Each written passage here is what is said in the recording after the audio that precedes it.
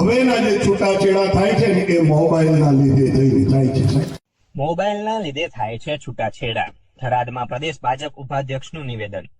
થરાદ ખાતે ગુરુ બ્રાહ્મણ સમાજ વિકાસ ટ્રસ્ટ દ્વારા આયોજિત પ્રથમ સમૂહ લગ્નોત્સવમાં 18 યુગલોએ પ્રભુતામાં પગલાં પાડ્યા હતા. આ પ્રસંગે ગુજરાત વિધાનસભા અધ્યક્ષ શંકરભાઈ ચૌધરીએ થરાદમાં નવીન સાયન્સ સિટી સેન્ટર બનાવવાની જાહેરાત કરી હતી. જ્યારે ભાજપ પ્રદેશ ઉપાધ્યક્ષ ગૌતમભાઈ ગેડિયાએ મોબાઈલ ફોનના અતિશય ઉપયોગ અંગે ટિપ્પણી કરી હતી.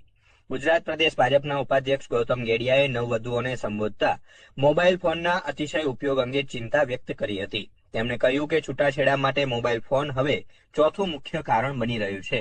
ગેડિયાએ નવદંપતીઓને સલાહ આપી હતી કે તેમના પતિ જ તેમના ફેસબુક, ટ્વિટર, ઇન્સ્ટાગ્રામ અને વોટ્સએપ હોવા જોઈએ, જેથી તેઓ સુખી દાંપત્ય જીવન જીવી શકે.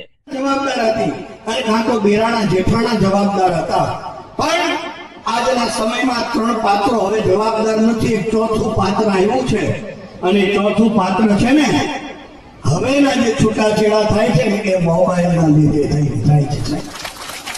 મોબાઈલના લીધે થાય છે. તો મારી બહેનો જે પ્રભુતામાં પગલા પાડીને એના સ્વગૃહે જઈ રહી છે, તમે મોબાઈલનો ઉપયોગ કરતા હોય તો ફેસબુક, મારો ઘરવાળો જે છે ને એ જ આજથી મારું ફેસબુક છે સાહેબ, એ જ મારું ટ્વિટર છે, એ જ મારું ઇન્સ્ટાગ્રામ છે, એ જ મારું વોટ્સએપ છે. આ ભાવ સાથે તમે તમારા સ્વગૃહે ખૂબ સુખી થાવ એવી પ્રાર્થના. અને સાહેબ અમારા ત્યાં સૌરાષ્ટ્રની અંદર દીકરી વિદાય થાય ને ત્યારે ગીત બહુ સારું